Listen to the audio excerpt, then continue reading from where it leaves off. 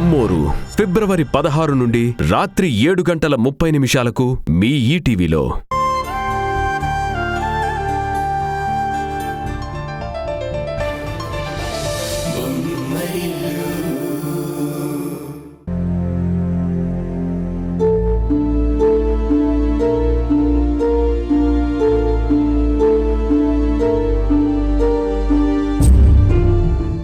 Nice meeting you అండి. ఒక అద్భుతమైన లిరిక్ రైటర్ ని కలిసినందుకు చాలా హ్యాపీగా ఉంది.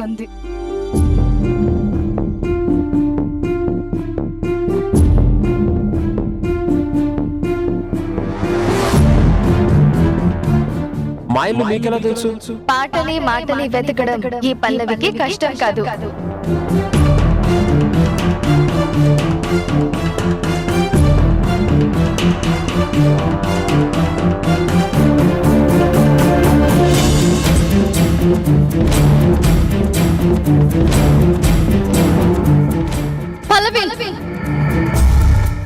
నేను మీకు చెప్పిన సైకలాజికల్ ప్రాబ్లం ఇదే.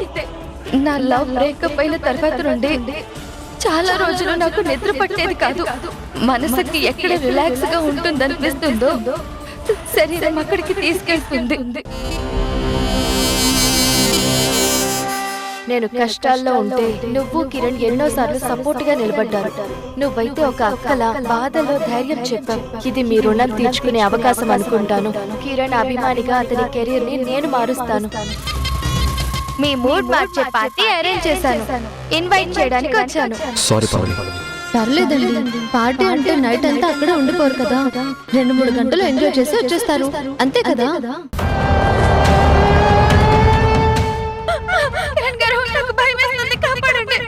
తను బెడ్రూమ్ లో ఏదో చూసి భయపడింది. అందుకేనా మిమ్మల్ని మన బెడ్రూమ్ లో కౌగిలించుకుంది? సారీ ఉషా, మన గురించి బిర్యానీ తెచ్చాను.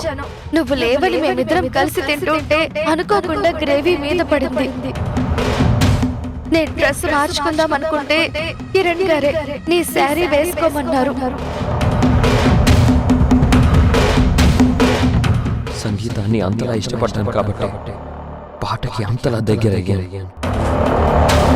పాటకు అంతలా దగ్గరయ్యాను కాబట్టి పల్లవికి దగ్గర కావాల్సి వచ్చింది.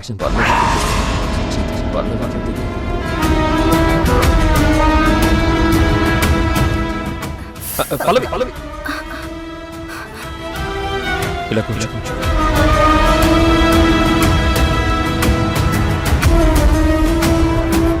ప్రెగ్నెంట్ అయిన పల్లవిని తీసుకొచ్చి ఇలా సేవలు చేస్తున్నందుకు నీకు ఫ్రస్ట్రేషన్ ఉండొచ్చు.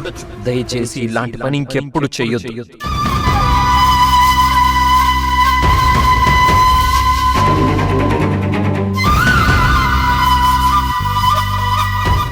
మన పెళ్ళప్పుడు మీ ఇంట్లో అందరూ నన్ను కాదన్నా నాకు తోడుగా నిలిచారు.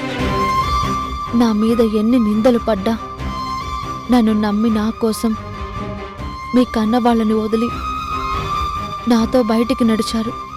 ఎన్ని కష్టాలు ఎదురొచ్చినా ఏ రోజు ఇవన్నీ నీ వల్లే అని నన్ను నిందించలేదు.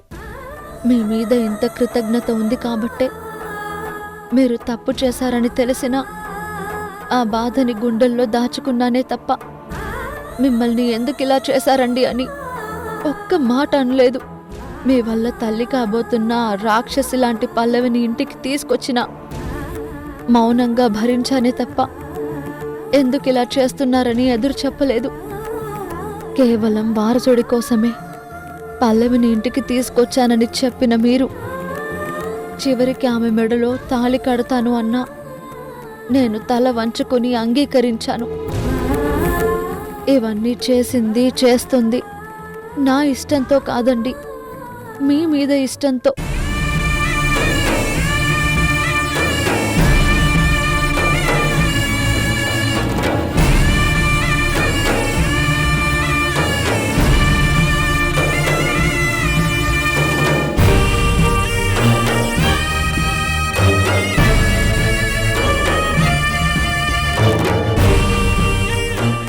కానీ ఇంకొన్ని గంటల్లో మీరు పల్లవి మెడలో తాళి కడతారన్న విషయాన్ని నేను జీర్ణించుకోలేకపోతున్నాను. నా భర్తని మరొక స్త్రీతో పంచుకోవడం అనే ఊహే భరించలేకపోతున్నాను. నాలో ఓపిక సహనం నశించాయండి. ఇంక నా వల్ల కాదు.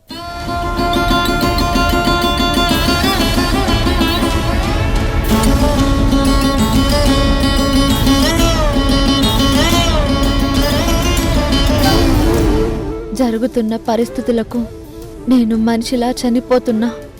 మీరు పల్లవి మెడలో తాళి కడతా అన్న క్షణమే మానసికంగా చనిపోయాను.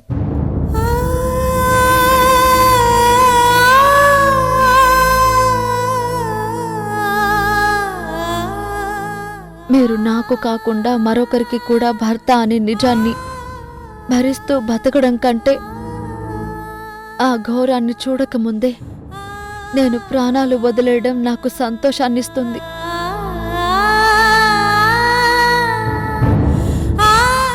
అందుకే మీకు శాశ్వతంగా దూరం అవ్వాలని నిర్ణయించుకున్నాను.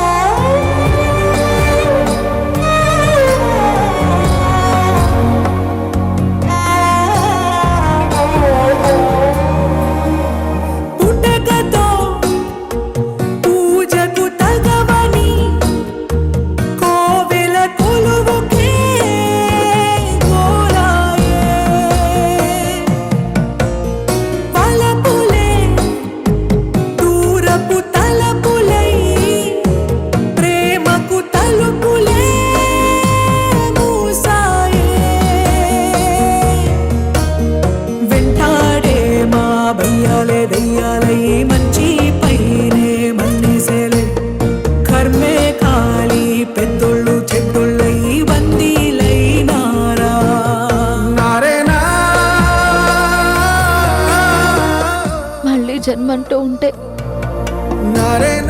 మీ భార్యగానే పుడతాను. జీవితాంతం మీతో కలిసి ఉంటాను. కలిసి బతికే కాలమే మాయే.